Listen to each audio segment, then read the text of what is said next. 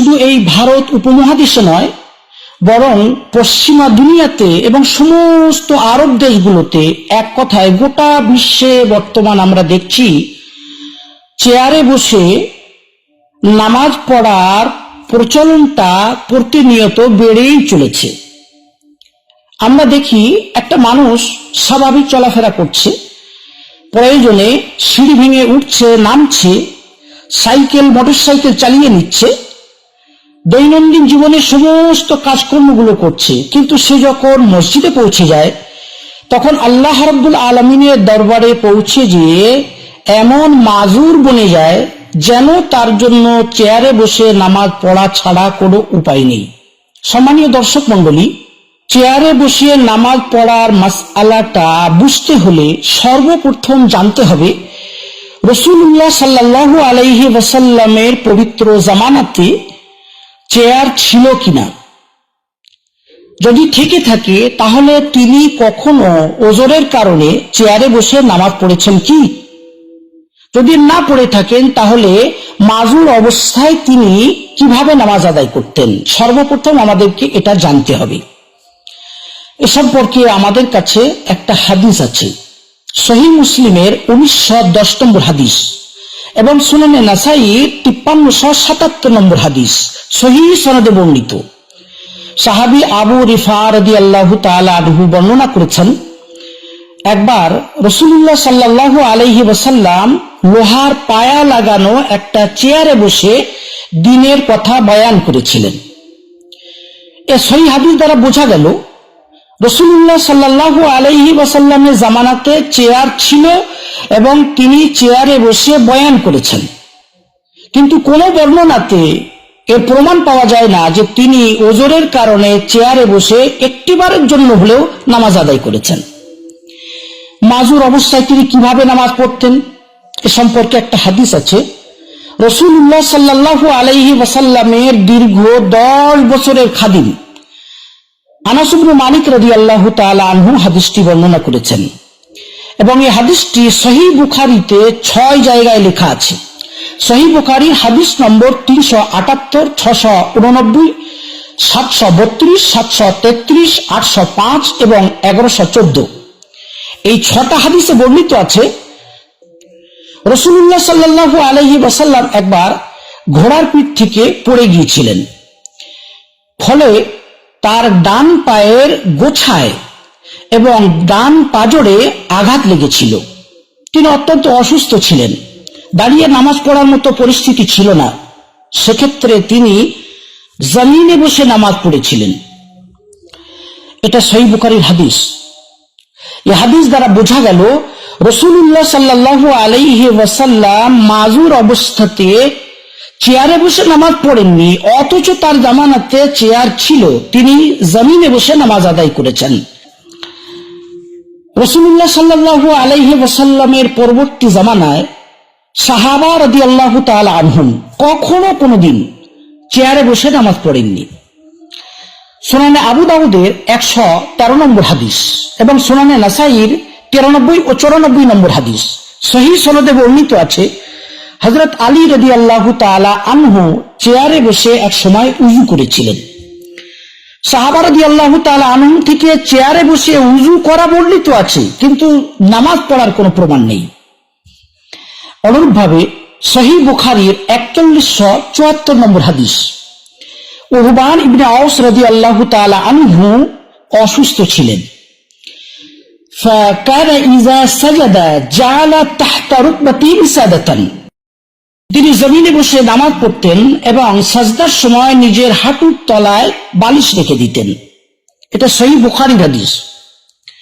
বোঝা গেল সাহাবা রাদিয়াল্লাহু তাআলা আনহুম মাজুর হলে জমিনে বসে নামাজ পড়তেন, চেয়ারে বসে নামাজ পড়তেন না, প্রয়োজন হলে হাঁটুর তলায় বালিশ রেখে নামাজ পড়তেন।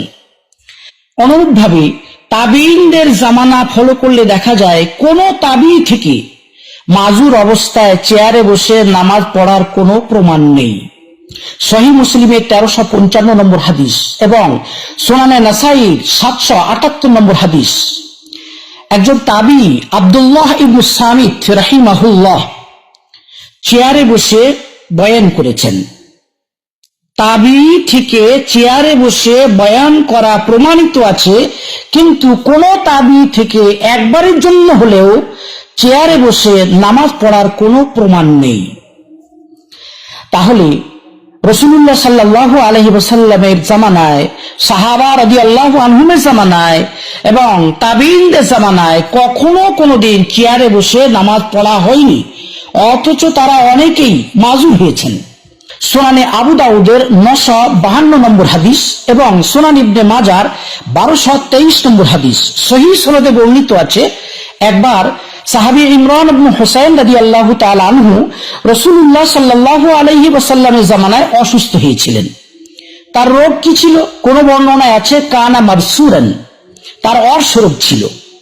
কোন বর্ণনায় আছে সাহাবী নিজেই বলেছেন কানা বিয়ান নাসুর, আমার ভগন্দর রোগ ছিল। আমি রাসূলুল্লাহ সাল্লাল্লাহু আলাইহি ওয়াসাল্লামকে জিজ্ঞেস করেছিলাম, আল্লাহর হাবিব, আমি কিভাবে নামাজ পড়ব? তিনি বলেছিলেন সাল্লি কাইমান, তুমি প্রথমে দাঁড়িয়ে নামাজ পড়ার চেষ্টা করো। ফাইন লাম তাস্তাতি ফাকাইদান, যদি তোমার দাঁড়িয়ে নামাজ পড়ার শক্তি না থাকে তাহলে বসে নামাজ পড়ো। ফাইন লাম তাস্তাতি ফাআলা জামবিন, যদি জমিনে বসেও নামাজ না পড়তে পারো তাহলে কাত হয়ে পাশে ভর দিয়ে শুয়ে নামাজ আদায় করো।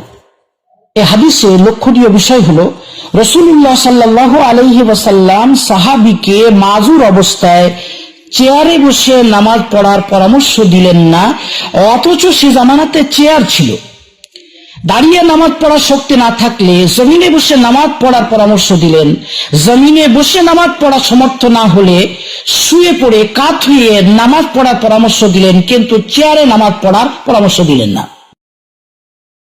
সম্মানীয় দর্শক মণ্ডলী, চেয়ারে বসে নামাজ পড়ার মাসআলাটা সহজভাবে বোঝার জন্য আমরা খুব সংক্ষিপ্তভাবে এভাবে বলতে পারি যে চেয়ারে বসে নামাজ পড়া কখনো হয় হারাম, কখনো হয় মাকরুহ তাহরিমি, আবার কখনো এটা বৈধ।